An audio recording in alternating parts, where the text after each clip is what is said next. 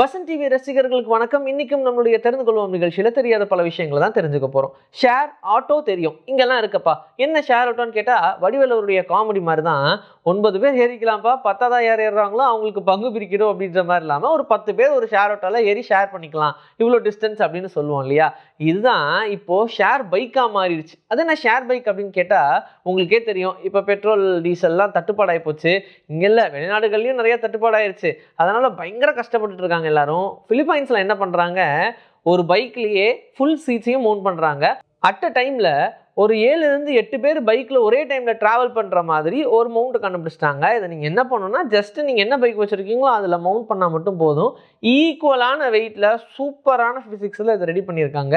அங்க இருக்கக்கூடிய பெட்ரோல் விற்கிற விலைக்கு டீசல் விற்கிற விலைக்கும் இது ஒன்று தான்ப்பா கட்டுப்படி ஆகுது அப்படின்ற மாதிரி இதை ரொம்ப என்ஜாய் பண்ணியும் இந்த மோட் ஆஃப் டிரான்ஸ்போர்ட்டை ஜாலியாக யூஸ் பண்ணிட்டு இருக்காங்க. ஈவன் டூரிஸ்ட் அட்ராக்ஷனாகவும் இது மாறிடுச்சுன்னு சொல்றாங்க. ஆஸ்திரேலியாவில் இருக்கக்கூடிய எல்லா மாடையும் என்ன பண்ணுறாங்கன்னு உங்களுக்கு தெரியும். அங்கே பெருசாக அதை பால் கறக்க யூஸ் பண்ணுறாங்க. அதுக்கப்புறமா அதை தூக்கிட்டு போய் என்ன பண்ணுவாங்கன்னு தெரியும்.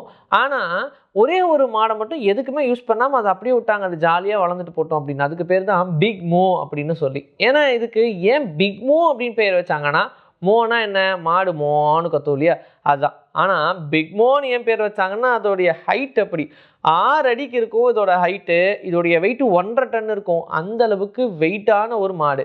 எப்படிப்பா இந்த மாடு மட்டும் இவ்வளோ வெயிட்டாக இருக்குது அப்படின்னு யாராலையுமே கண்டுபிடிக்க முடியல.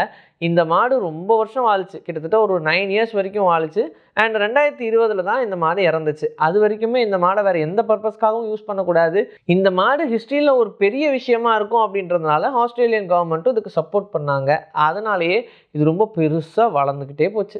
மரம்லாம் எப்படிப்பா சாப்பிடுது அப்படின்னு கேட்டால் நீங்கள் என்ன சொல்வீங்க? அது சூரிய ஒளி தான் அதுக்கு ரொம்ப முக்கியம். ஃபோட்டோசிந்தசிஸ் அப்படின்ற ஒரு ப்ராசஸ், சூரிய ஒளியை தனக்கேற்ற உணவாக மாற்றிக்கக்கூடிய ஒரு தன்மை அந்த மரங்களுக்கும் செடிகளுக்கும் கொடிகளுக்கும் இருக்குது அப்படின்னு நம்ம சொல்லுவோம் இல்லையா. அப்போ வேறு எந்த உயிரினத்துக்கும் இந்த மாதிரி இல்லை, அது வெறும் மரத்தால் மட்டும்தான் முடியும் அப்படின்னு நம்ம நினச்சோம்னா அதுதான் கிடையாது. அப்படியும் ஒரு உயிரினம் இருக்குது, அதுதான் லீஃப் ஷிப் அப்படின்னு சொல்கிறாங்க. இது பார்க்கறதுக்கு ஒரு புழு மாதிரியே இருக்கும். அதை சுற்றி லீஃப் குட்டி குட்டி இலைகள் ஒட்ட வச்ச மாதிரி இருக்கும். அதோடைய முகம் மட்டும் நம்ம பார்க்கறதுக்கு கார்ட்டூனில் வரக்கூடிய ஒரு ஷிப் மாதிரியே இருக்கும். அதனாலேயே லீஃப் ஷிப் அப்படின்னு பேர் வச்சுட்டாங்க. இந்த லீஃப் ஷிப்புக்கு என்னன்னா, உணவு அப்படின்ற ஒரு விஷயமே இதுக்கு தேவை கிடையாது. சூரிய ஒளி மட்டும் இருந்தால் போதும். சோலார் எனர்ஜியை தனக்கேற்ற உணவை மாற்றிக்கக்கூடிய ஒரு தன்மை இந்த லீஃப் ஷிப்புக்கு இருக்கு. அதனாலேயே இந்த உலகத்தில் இருக்கக்கூடிய எந்த ஒரு உயிரினத்தை எடுத்துக்கிட்டீங்கன்னாலும் அதில் லீஃப் ஷிப் மட்டும்தான் சூரிய ஒளியை தனக்கான உணவாக மாற்றிக்கக்கூடிய தன்மை இருக்கு அப்படின்னு சொல்றாங்க. இது வரைக்கும் வேற எந்த ஒரு உயிரினத்திலையும் இப்படி ஒரு விஷயத்தை கண்டுபிடிக்கவே இல்லை. கண்டுபிடிப்புக்காங்க பஞ்சம், கண்டுபிடிச்சிக்கிட்டே இருக்காங்க. ஒருவேளை இப்போ இருக்கிற இந்த உலகத்தை அலெக்சாண்டர் கிரஹாம் பெல் முன்னாடியே பார்த்துருந்தாருன்னா டெலிஃபோன்ற ஒரு விஷயத்தையுமே கண்டுபிடிச்சிருக்க மாட்டாரு. அதனால தான் இப்போ எல்லாம் மொபைல் அடிக்டாக போய் நம்மளுடைய அறிவுன்றது சுத்தமாக வளராமல் நாளுக்கு நாள் மங்கிக்கிட்டே போய்கிட்டு இருக்கு.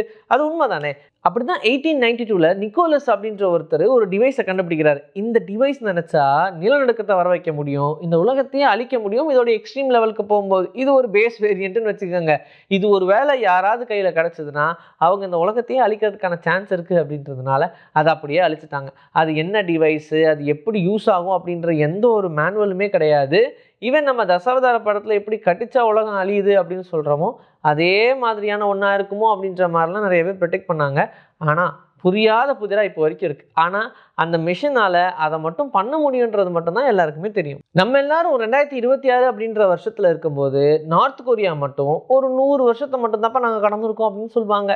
ஏன்னா கிம்ஜானுடைய தாத்தா பிறந்த அந்த வருஷத்தை தான் நார்த் கொரியாவுடைய முதல் வருஷமாக நாங்கள் கொண்டாடுவாங்க அப்படின்னு சொல்லிட்டாங்க. அப்படி இருந்து பார்க்கும்போது நார்த் கொரியா இப்போ தான்ப்பா 100 வருஷம் ஆனிவர்சரிலாம் கொண்டாடிட்டு ஒரு 10-20 வருஷம் தாண்டி வந்திருப்பாங்க அப்படின்ற மாதிரி வச்சுக்கலாம். ஆனால் நம்ம மட்டும் 2026 இருக்கோம். இன்னைக்கு நம்மளுடைய தெரிந்து கொள்வோம் நிகழ்ச்சியில் தெரியாத பல விஷயங்கள் தெரிஞ்சுக்கிட்டோம். இதே மாதிரி சூப்பரான கண்டென்ட்டோட உங்களை நான் வந்து சந்திக்கிறேன்.